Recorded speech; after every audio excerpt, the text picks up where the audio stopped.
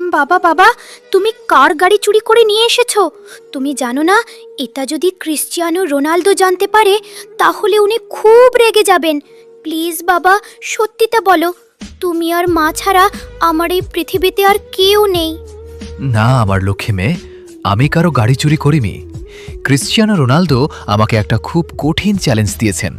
তিনি বলেছেন আমি যদি তার গাড়িটা সুন্দরভাবে সম্পূর্ণ পরিষ্কার করে দিতে পারি তাহলে তিনি আমাকে 1,00,000 টাকা পুরস্কার দেবেন। আর তুমি তো জানো গতকাল তোমার মায়ের হার্ট অ্যাটাক হয়েছে।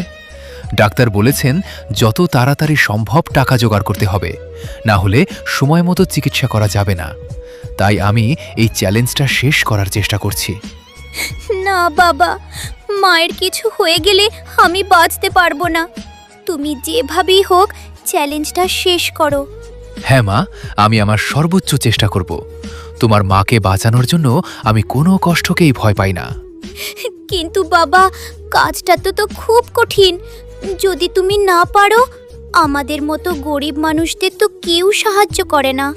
না মা, আমি বিশ্বাস করি এই ভিডিওটা যে দেখছে সেও তার মা বাবাকে খুব ভালোবাসে। যদি সত্যিই তুমি তোমার মা বাবাকে ভালোবাসো তাহলে এখনই লাইক আর সাবস্ক্রাইব করো আর কমেন্টে লিখো আই লাভ মম।